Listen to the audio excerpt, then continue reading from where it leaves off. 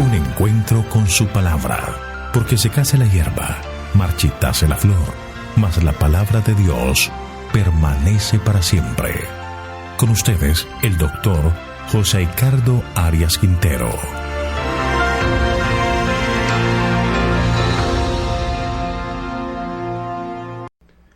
Hoy vamos a estudiar Primero de Reyes, capítulo 8. Salomón traslada el arca al templo. Voy a invitarte en este momento para que oremos. Querido Señor, alabado y glorificado sea tu santo nombre. Alabámoste, Señor, porque eres bueno, porque tu misericordia es grande, porque vienes en auxilio de nuestra débil fe, vienes a fortalecernos, y por eso pedimos que el Espíritu Santo nos dé la iluminación necesaria para que podamos entender tu palabra y guardarla en nuestro corazón. Bendícenos, Señor, en este momento. Te lo pedimos en el nombre de Jesús. Amén. Este es uno de los capítulos más resaltantes de la Biblia, ya que el relato es de gran belleza y profundo significado espiritual. En el capítulo 7 encontramos los detalles técnicos y de las formas de los objetos del templo. En el capítulo 8 penetramos en el significado más profundo de esas cosas. Nos ponemos en contacto con Dios mismo. Ambos capítulos se complementan al darnos un cuadro fiel y completo del templo y su significado. Y el uno no sería completo sin el otro.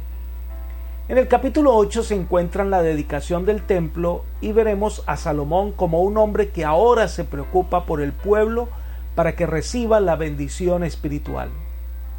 La primera sección son los versículos 1 al 9 y describe el traslado del arca del pacto al templo que ha sido edificado. Leamos los versículos 1 y 2. Entonces Salomón reunió ante sí en Jerusalén a los ancianos de Israel, a todos los jefes de las tribus y a los principales de las familias de los hijos de Israel, para traer el arca del pacto de Jehová de la ciudad de David, que es Sión. Se reunieron con Salomón todos los hombres de Israel en el mes de Etanim, que es el mes séptimo, el día de la fiesta solemne. La más importante ceremonia de dedicación del templo es el traslado del arca del pacto a este lugar, al lugar santísimo. El arca de la alianza era símbolo del pacto existente entre Jehová y su pueblo y una prueba de su presencia en medio del pueblo. Recordemos que David la trajo desde Obed-edom en Kiriat Jeraim hasta Sión, al lugar preparado para que estuviese allí. Pero ahora llega al lugar santísimo del santuario que fue preparado exclusivamente para tener allí el arca. Recordemos que el arca contenía las 2 tablas de la ley de Dios que recordaba el pacto que Israel había hecho con Dios. Esto ocurre en el mes Etanim, que es el mes séptimo, que después del cautiverio babilónico es llamado el mes Tishri. Quizás en la fecha en que se celebra la fiesta de los tabernáculos y en la que siempre se esperaba una gran cantidad de personas. Elena de White refuerza este concepto al decir: el momento escogido para la dedicación era muy favorable. El séptimo mes, cuando el pueblo de todas partes del reino solía reunirse en Jerusalén para celebrar la fiesta de las cabañas, que era preeminentemente una ocasión de regocijo, las labores de la cosecha habían terminado y no habían empezado todavía los trabajos del nuevo año. La gente estaba libre de cuidados y podía entregarse a las influencias sagradas y placenteras del momento. Libro Profetas y Reyes, página 27. Este era un momento especial. Ya el arca no iría de un lugar a otro, ya tendría un lugar fijo. Además que solo habría un templo, logrando así la unificación religiosa de Israel. Sigamos leyendo los versículos 3 al 5. Cuando llegaron todos los ancianos de Israel, los sacerdotes levantaron el arca y trasladaron el arca de Jehová junto con el tabernáculo de reunión y todos los utensilios sagrados que estaban en el tabernáculo, los cuales llevaban los sacerdotes y levitas. El rey Salomón y toda la congregación de Israel que se había reunido junto a él estaban delante del arca, sacrificando ovejas y bueyes que por su cantidad no se podían contar ni calcular. Generalmente el arca del pacto y otros utensilios del templo eran llevados por los coatitas. Recordemos que todos los sacerdotes eran levitas, pero no todos los levitas eran sacerdotes, pero todos ellos estaban al servicio del santuario. Sin embargo, en algunos momentos especiales, como por ejemplo el cruce del río Jordán, los sacerdotes llevaron el arca. Puede ser que este momento solemne sean los sacerdotes los que llevaban el arca al lugar santísimo. Además, debemos recordar que el tabernáculo estaba en Gabaón. Recuerden que trajeron de allí todos los otros muebles para introducirlos en el templo. Estos fueron transportados por los coatitas y los gersonitas. Deben haber sido un momento muy especial. Habían llegado a la tierra que Dios les había prometido. Ya no iban a deambular más por el desierto. Ahora el templo estaba en el lugar fijo, y tal como lo hizo David en su momento, Salomón sacrificó ovejas y bueyes en gran cantidad para celebrar las victorias logradas por el Eterno. Todos los elementos fueron introducidos en el santuario, incluyendo el arca del pacto. Leamos los versículos 6 al 9. Después llevaron los sacerdotes el arca del pacto de Jehová a su lugar en el santuario de la casa al lugar santísimo, debajo de las alas de los querubines, pues los querubines tenían extendidas las alas sobre el lugar del arca, y así cubrían los querubines el arca y sus varas por encima. Sacaron las varas de madera que sus extremos se podían ver desde el lugar santo y que está delante del lugar santísimo, pero no se podían ver desde más afuera, y así han quedado hasta hoy. En el arca no había cosa alguna, sino las 2 tablas de piedra que allí había puesto Moisés en Horeb, donde Jehová hizo un pacto con los hijos de Israel cuando salieron de la tierra de Egipto. Los sacerdotes fueron los que introdujeron el arca y la ubicaron debajo de los 2 grandes querubines que mandó hacer Salomón, y allí entre los querubines debía manifestarse la presencia de Dios. Esto mostraba el carácter sagrado de la ley de Dios. La ley es una transcripción del carácter de Dios. Así como Dios es santo, también sus mandamientos son santos, justos y puros. Entonces hicieron algo que no era común. Sacaron la vara de los anillos del arca. Las varas no debían quitarse de los anillos del arca, pero ahora parece que se las sacó hacia adelante de tal forma que desde el lugar santo se veían sus partes finales. Parece que colocaron el arca a lo ancho del templo, de norte a sur, en el lugar santísimo. No solo el arca misma, sino también sus varas recibían la sombra de los querubines. Algo interesante son las palabras que introduce el autor, y así han quedado hasta hoy, lo que significa que la reconstrucción de esta narración ocurre antes que Nabucodonosor destruya el templo. Evidentemente mucho del contenido de los reyes se escribió antes del exilio y permaneció en su forma original cuando se completó la recopilación. Se repite entonces que el arca solo tenía las tablas de la ley. No se mencionan los otros elementos que normalmente se entienden estaban dentro del arca: un recipiente que contenía el maná y la vara de Aarón que reverdeció. No sabemos si estos elementos fueron sacados y colocados en algún recipiente anexo, pero quizás lo que quiere destacar es que estaban las tablas de la ley. El sitio más sagrado del templo era el lugar santísimo, y lo más sagrado allí era el arca que contenía la ley de Dios. Puesto que Dios, por su misma naturaleza, es santo y eterno, así también lo es su ley. Todo lo que podía haberse hecho para impresionar a sus hijos con la santidad eterna de su ley fue hecho por Dios en el mobiliario de su santo templo. Esta ley en el antiguo pacto fue escrita en 2 tablas de piedra. El nuevo pacto está escrita en el corazón de los rectos. La siguiente sección es la manifestación de Dios que toma posesión del templo. Versículos 10 al 13. Leamos. Al salir los sacerdotes del santuario, la nube llenó la casa de Jehová, y los sacerdotes no pudieron permanecer para ministrar a causa de la nube, porque la gloria de Jehová había llenado la casa de Jehová. Entonces dijo Salomón: Jehová ha dicho que habitaría en la oscuridad, pero yo te he edificado una casa por morada, un sitio en el que tú habites para siempre. Entonces, en medio de la celebración, la presencia del Señor y su aceptación del templo como lugar de adoración se hace realidad al presentarse de una manera interesante. Una nube descansa sobre el templo y esto hace que por temor reverente se retiren del lugar. La nube del templo no era Dios, sino un medio por el cual velaba su presencia para no consumir al hombre. Tan grande fue la gloria divina en ocasión de la dedicación del templo que a pesar de la nube envolvente los sacerdotes oficiantes se vieron obligados a retirarse con santo temor. Así también, tal vez al tener conciencia de la presencia divina, David pronunció sus palabras de admiración y alabanza cuando se colocó el arca en la tienda del Señor. Por su parte, Salomón quedó profundamente impresionado por las manifestaciones sublimes de la proximidad y la grandeza de Dios. Sus palabras son entrecortadas y espontáneas como si procedieran de un hombre profundamente conmovido. Habla con sentimientos de pavor y gozo entremezclados. No son palabras que hubieran preparado cuidadosamente de antemano, son expresiones de admiración y alabanza que brotan espontáneamente debido al espectáculo que acaba de ver. Por eso sus primeras palabras son un reconocimiento de el fenómeno que había presenciado. Esto es una prueba de la verdadera presencia de Dios. Él está con nosotros, no tenemos nada que temer y por el contrario tenemos todo, por lo cual agradecer en esta gloriosa ocasión. Se edificó el templo como una casa de Dios.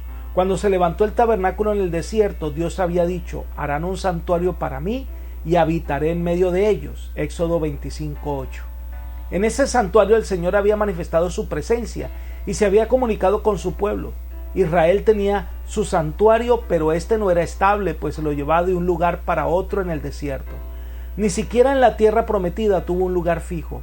Durante 300 años había estado en Silo, hasta que debido al pecado se lo trasladó otra vez, primero a Nob y más tarde a Gabaón. Ahora, por fin, se había terminado el templo y el arca de Dios tendría un lugar estable para que Dios habitara allí por los siglos. El propósito de Dios era estar con su pueblo para siempre, y si Israel le hubiera sido leal, ese glorioso edificio habría existido siempre. Pero la historia nos dice que Israel no fue fiel al Señor, y esto trajo maldiciones a Israel. Grande debe haber sido el gozo de Salomón al contemplar retrospectivamente los años de preparación y edificación que habían significado tanta ansiedad y preocupación, al darse cuenta de que su tarea se había completado y que se había terminado la casa donde Dios había de hacer su morada con su pueblo. La siguiente sesión de este impresionante capítulo son los versículos 14 al 21, donde Salomón habla al pueblo. Leamos toda esta sección. Luego volvió el rey su rostro y bendijo a toda la congregación de Israel mientras toda la congregación de Israel estaba en pie.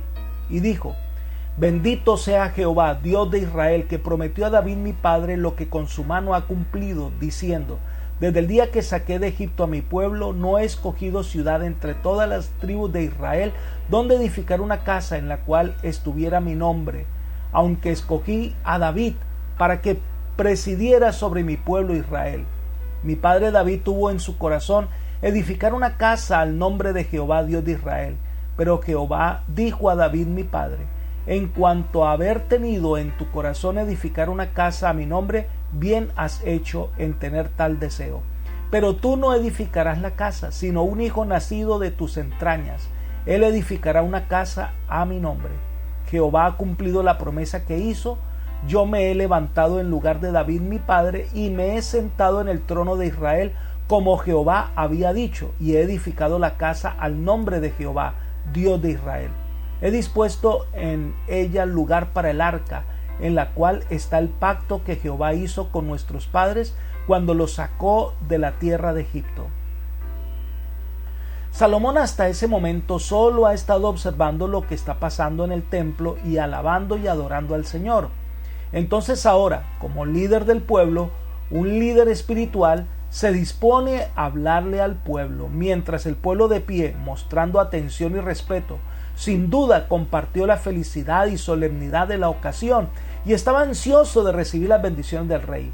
Salomón bendice al pueblo, pero otra vez sus primeros pensamientos son para Dios, la fuente de toda bendición. Lleno de gozo y gratitud y con profunda emoción, menciona lo que Dios había hecho para su padre David al confiar en los propósitos divinos acerca del templo. Sin embargo, a través del profeta Natán se le había informado que aunque la idea es aceptada, David no iba a construir el templo, sino que otro lo realizaría, otro edificaría el templo. Hay ocasiones, amigos y hermanos, cuando algunas personas tienen un digno propósito de hacer una obra para Dios, pero por razones que no siempre se comprenden claramente, quizá debido a la falta de experiencia, capacidad o preparación, en su sabiduría el Señor ordena que otros la realicen. La sumisión de David a la voluntad divina demostró tanto su sabiduría como la profundidad de su experiencia religiosa. Entonces se dijo que el hijo de David construiría el templo. Se cumplió la voluntad de Dios de que Salomón, y no David, edificara el templo. Al edificar el templo, de acuerdo con la voluntad de Dios, Salomón se colocaba en una posición en la que recibiría las bendiciones celestiales. Fue entonces cuando el Señor cumplió su palabra. Salomón fue el instrumento, pero indudablemente Dios fue el poder impulsor. Y entonces recuerda que en el arca está el pacto que Jehová hizo con Israel cuando lo sacó de la tierra de Egipto. El pacto era el plan por el cual debían reproducirse en el hombre los santos principios revelados en la ley. Y entonces ahora Salomón hace la oración de dedicación estando de pie entre el pueblo y el templo. Esta es la sección que va del versículo 22 hasta el 53. Vamos a estudiarlo por partes. Versículos 22 al 24. Después se puso Salomón delante del altar de Jehová en presencia de toda la congregación de Israel y extendiendo sus manos al cielo dijo: Jehová, Dios de Israel, no hay Dios como tú, ni arriba en los cielos, ni abajo en la tierra, tú que guardas el pacto y la misericordia de tus siervos, los que andan delante de ti con todo corazón, que has cumplido a tu siervo David mi padre lo que le prometiste. Lo prometiste con tu boca y hoy mismo lo has cumplido con tu mano. En esta solemne oración, Salomón ahora se postra ante el Señor y le dice que Él es el Dios de Israel, Él es el excelso y no hay otro Dios como Él. Y Él es el Dios que cumple sus promesas, el Dios del pacto. Al comenzar su oración, Salomón da gracias y alaba a Dios por haber cumplido su promesa a David de que tendría un sucesor en el trono y que Él edificaría el templo. Y le implora que continúe la promesa de una sucesión ininterrumpida del reino de David. Sigamos con el versículo 25 y 26. Ahora pues, Jehová Dios de Israel, cumple a tu siervo David mi padre lo que le prometiste diciendo: nunca faltará delante de mí un descendiente tuyo que se siente en el trono de Israel, con tal que tus hijos guarden mi camino y anden delante de mí como has andado tú delante de mí. Ahora pues, Jehová, Dios de Israel, cúmplase las promesas que hiciste a tu siervo David, mi padre. Ahora Salomón rogó al Señor su constante presencia y protección, y pide que la promesa que ha hecho de mantener la descendencia de David sea efectiva, pero en la consideración que esta es una promesa condicionada a la obediencia a los lineamientos que el Señor ha dejado en su ley. Sigamos leyendo esta oración en los versículos 27 al 29. Pero ¿es verdad que Dios habitará sobre la tierra? Si los cielos y los cielos de los cielos no te pueden contener, ¿cuánto menos esta casa que yo he edificado? Con todo, Jehová, Dios mío, tú atenderás a la oración de tu siervo y a su plegaria, escuchando el clamor y la oración que tu siervo hace hoy en tu presencia. Que tus ojos estén abiertos de noche y de día sobre esta casa, sobre este lugar del cual has dicho: mi nombre estará allí. Escucha la oración que tu siervo te dirija en este lugar. El santuario fue construido como el lugar de morada de Dios, pero cuando Salomón contempló la grandeza y la magnificencia de Dios, aquel que habita en la eternidad, aquel que midió las aguas con el hueco de su mano y los cielos con su palmo, con 3 dedos juntó el polvo de la tierra y pesó los montes con balanza y con pesas los collados, según Isaías 40:12, le pareció incomprensible que un Dios tal estableciera su morada en la tierra, una casa como la que había hecho Salomón. El pensamiento aquí expresado ilustra un permanente contraste que se encuentra en toda la Biblia. Por un lado, hay un concepto profundísimo e invariable de la infinitud de Dios, eterno, invisible, imposible de abarcar, el Señor alto y sublime, el gran Rey de reyes y Señor de señores. Pero por otro lado, hay un concepto igualmente vívido, que el infinito Jehová es un Dios que está muy próximo, muy cerca, que es amigo de la humanidad y un compañero personal de cada individuo, uno que camina y conversa con sus hijos y mora en santuarios terrenales hechos para su morada santa. Nunca dejará de ser un motivo de asombro que un ser tan poderoso, tan trascendentalmente grande, condescienda hasta el punto de saludar al hombre mortal y venga a morar en santuarios hechos de madera y piedra y dentro del corazón humano. El hombre es completamente indigno de tener por compañero al Creador del universo. Aunque la humanidad sea indigna, aunque el templo sea indigno, Salomón ora para que Dios se acuerde de este edificio terrenal, para que de día y de noche y desde el cielo su verdadera morada preste oído a las fervientes oraciones de los hombres. Entonces ahora Salomón hace 7 solicitudes al Señor. La introducción de las mismas son el versículo 30. Dice: Oye pues la oración de tu siervo y de tu pueblo Israel. Cuando oren en este lugar, tú también lo oirás en el lugar de tu morada, en los cielos, escucha y perdona. Salomón reconoció que cada persona que eleva una oración al cielo necesita perdón. Este sentimiento de culpa y de la necesidad del perdón del cielo se encuentra en toda la ferviente oración ofrecida por Salomón por sí mismo y por su pueblo. También sabía que la esperanza del hombre de recibir una respuesta a sus peticiones dependería grandemente de la gracia de Dios que perdona los pecados. ¿Cuál es la primera petición? Versículos 31 y 32.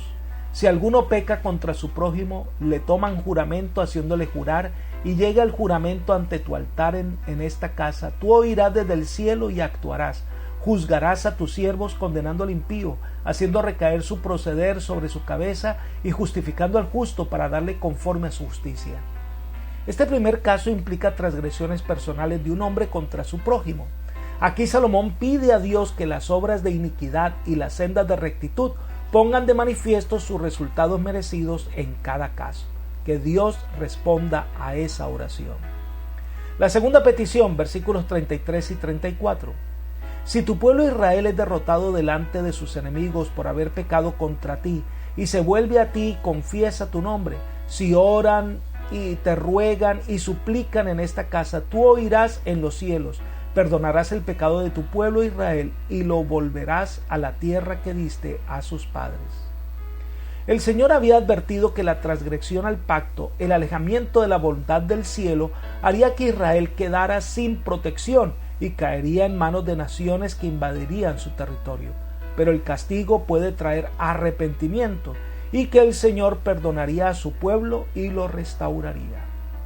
Tercera petición, versículos 35 y 36.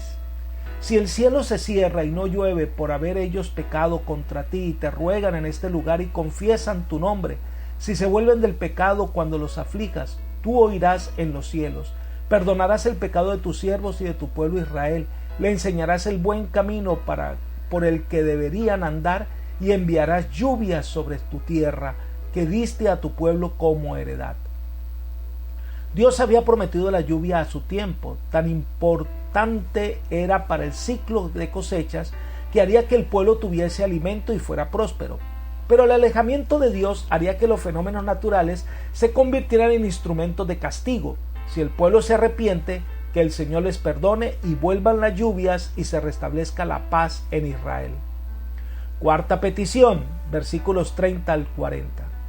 Si en la tierra hay hambre, pestilencia, tizoncillo, añublo, langosta o pulgón, si sus enemigos los sitian en la tierra donde habiten, en toda azote o enfermedad, cualquiera sea la oración o súplica que haga cualquier hombre o todo tu pueblo Israel, cuando cualquiera sienta el azote en su corazón y extienda sus manos hacia esta casa, tú oirás en los cielos, en el lugar de tu morada, perdonarás y actuarás, darás a cada uno cuyo corazón tú conoces, conforme a sus caminos, porque solo tú conoces el corazón de todos los hijos de los hombres, para que te teman todos los días que vivan sobre la faz de la tierra que tú diste a nuestros padres.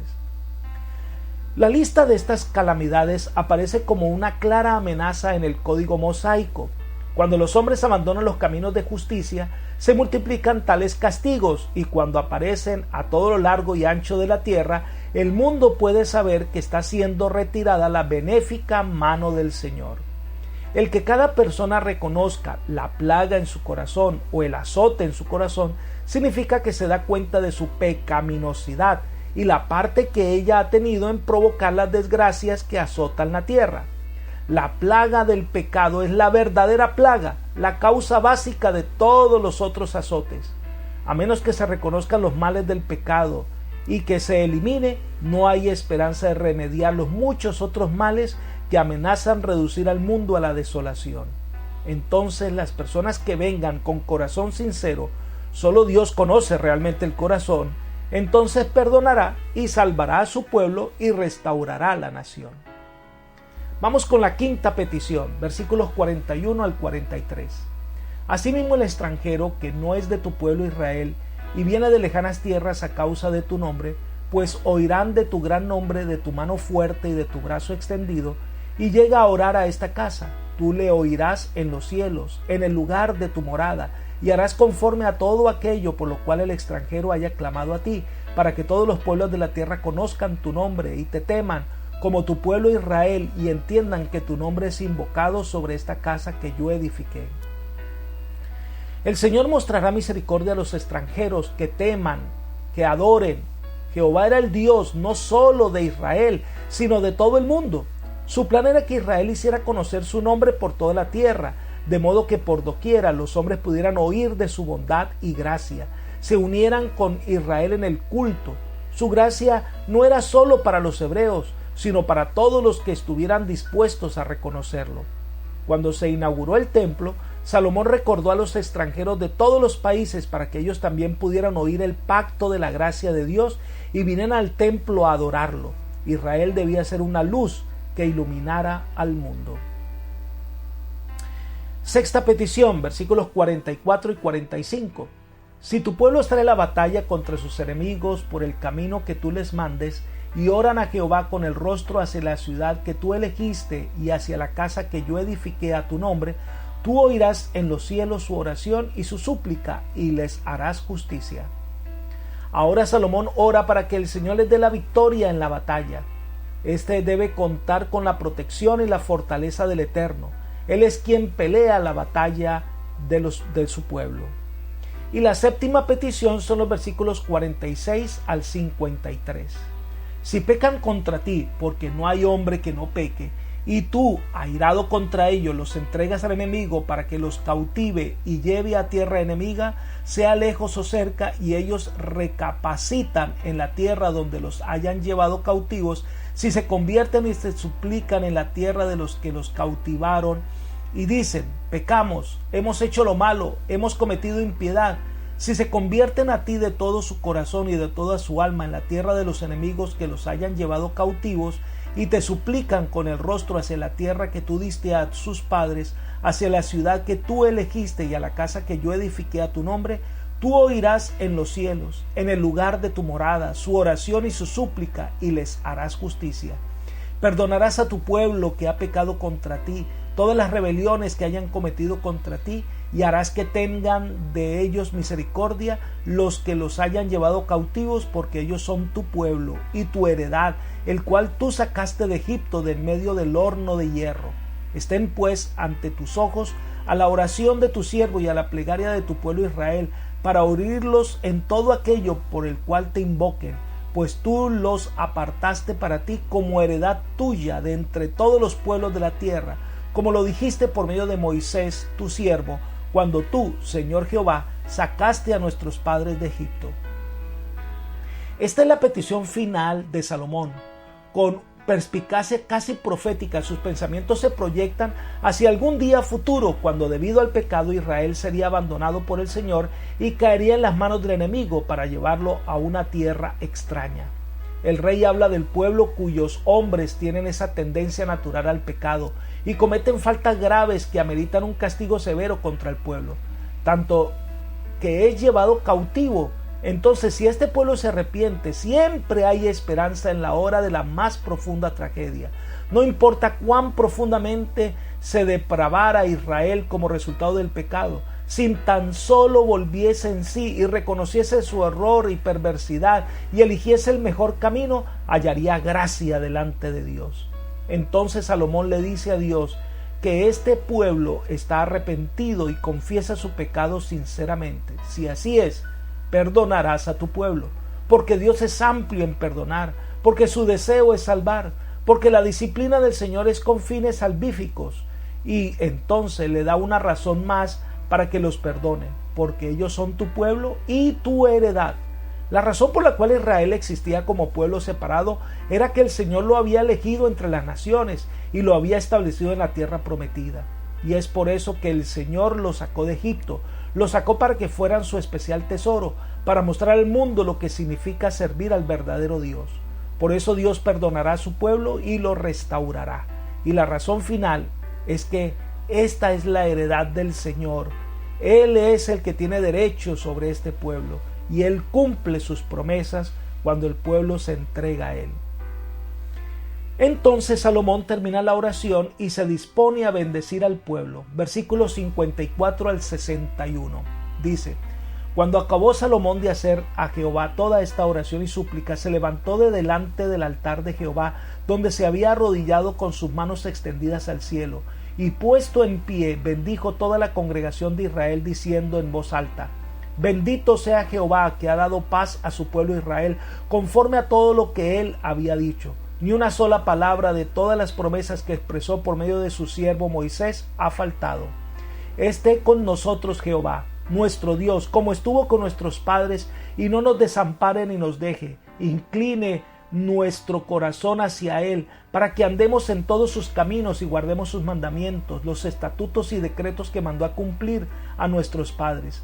Que estas palabras con que he orado delante de Jehová están cerca de Jehová, nuestro Dios, de día y de noche, para que Él proteja la causa de su siervo y de su pueblo Israel, cada cosa a su tiempo, a fin de que todos los pueblos de la tierra sepan que Jehová es Dios y que no hay otro.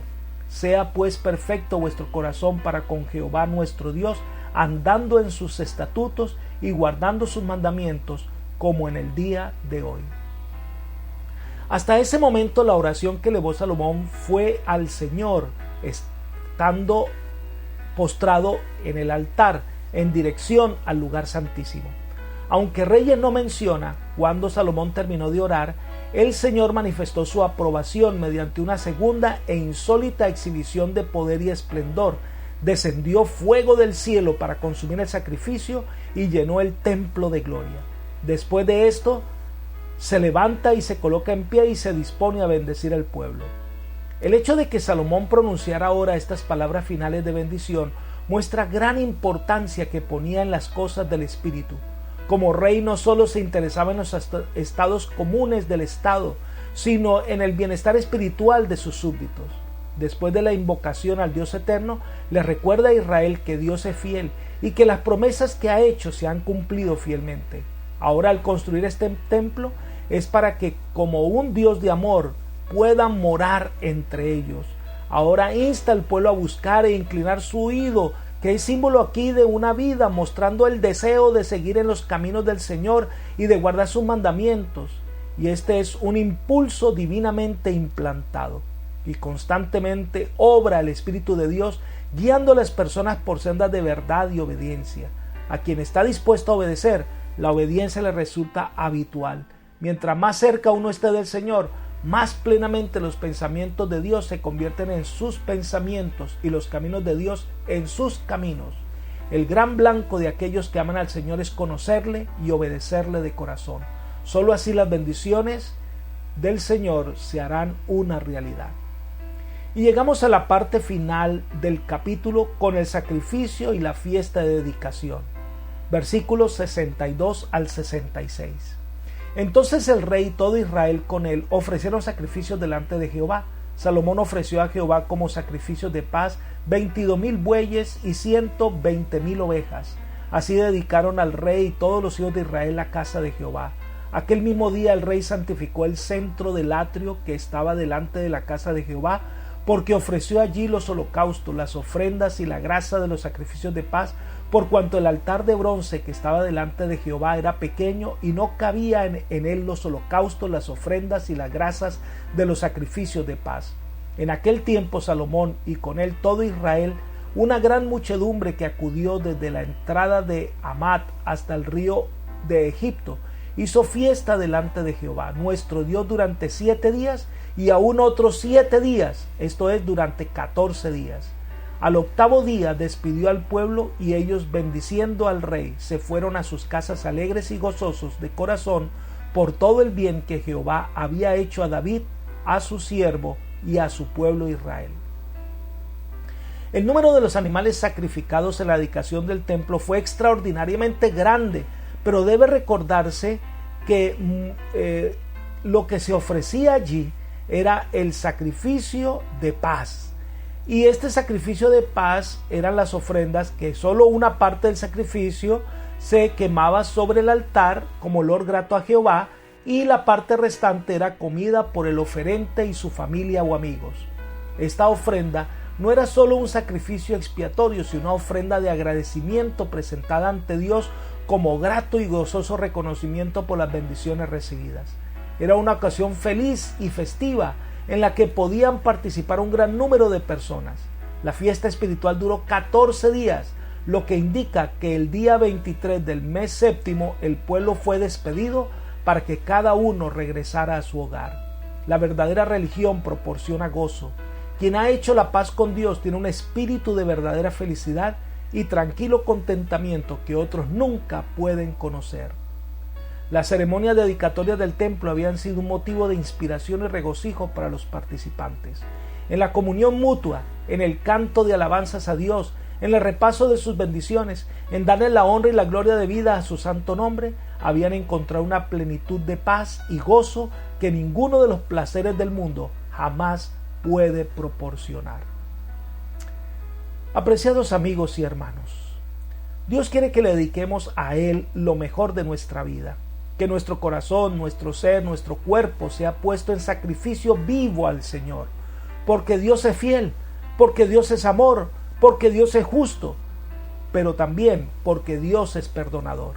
Y si hemos cometido errores, sean estos graves o no, Dios está listo para perdonar, restaurar y salvar.